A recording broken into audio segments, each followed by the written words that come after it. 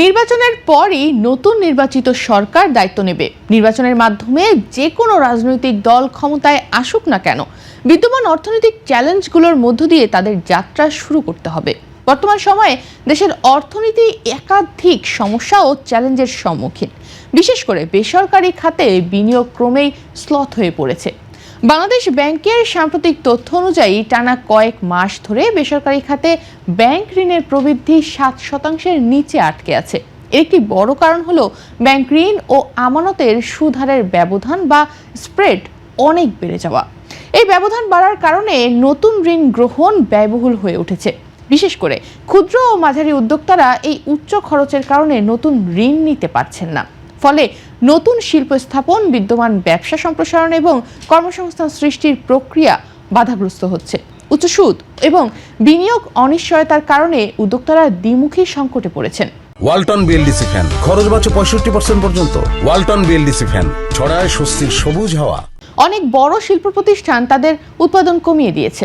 কিছু কারখানা আংশিক সক্ষমতায় চলছে, যা ব্যাংক ঋণের চাহিদা আরও কমিয়েছে। কিছু ব্যাংক তুলনামূলক শক্ত অবস্থায় থাকায় কম সুদ দিয়েও প্রচুর আমানত পাচ্ছে, কিন্তু ঋণের সুদ সেই অনুপাতে কমানো হচ্ছে না। ফলে উচ্চ স্প্রেড অর্থনীতির জন্য ইতিবাচক নয়। অন্যদিকে উচ্চ সুদের ফলে উৎপাদন ব্যয় বেড়ে গেছে। শিল্প প্রতিষ্ঠানগুলো বাজারে প্রতিযোগিতামূলক অবস্থায় টিকে থাকতে পারছে না।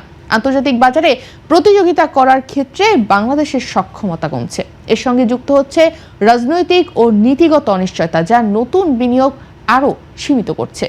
এই পরিস্থিতিতে নির্বাচনের পর নতুন সরকারের জন্য সবচেয়ে বড় চ্যালেঞ্জ হলো সুদের হার ও বিনিয়োগের মধ্যে ভারসাম্য বজায় রাখা।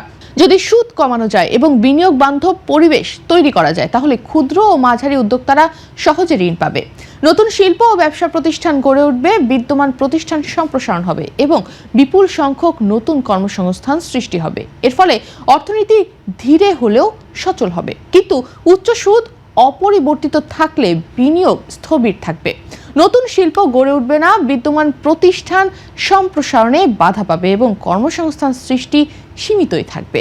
অর্থাৎ দেশের অর্থনীতি সংকটাপন্ন অবস্থায় থাকবে।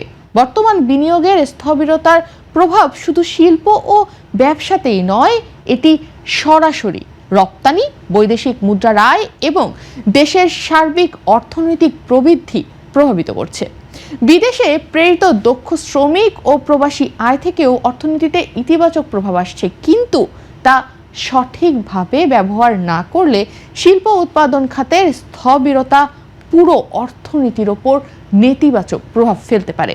এই পরিস্থিতিতে নতুন সরকারকে বিনিয়োগ এবং কর্মসংস্থান বাড়ানোর জন্য কার্যকর পদক্ষেপ নিতে হবে। ব্যাংক ঋণের সুদ কমানো, ঋণের সহজ শর্তে প্রাপ্তি নিশ্চিত করা, ক্ষুদ্র ও মাঝারি শিল্পে সহায়তা এবং বিদেশি বিনিয়োগ উৎসাহিত করা প্রয়োজন।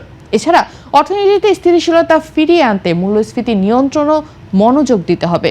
সংক্ষেপে, নির্বাচনের পর দেশের অর্থনীতি কোন দিকে যাবে তা নির্ভর করছে ব্যাংক ঋণের সুদ, বিনিয়োগের পরিবেশ এবং সরকারের নীতি নির্ধারণের ওপর। উচ্চ সুদ আর বিনিয়োগের স্থবিরতা থাকলে অর্থনীতি সংকটে থাকবে, আর যদি সুদ কমানো হয় এবং বিনিয়োগ বান্ধব পরিবেশ তৈরি করা হয়, তাহলে অর্থনীতি সচল হবে, নতুন কর্মসংস্থান তৈরি হবে এবং দেশের প্রবৃদ্ধির ধারা পুনরায় সচল হবে।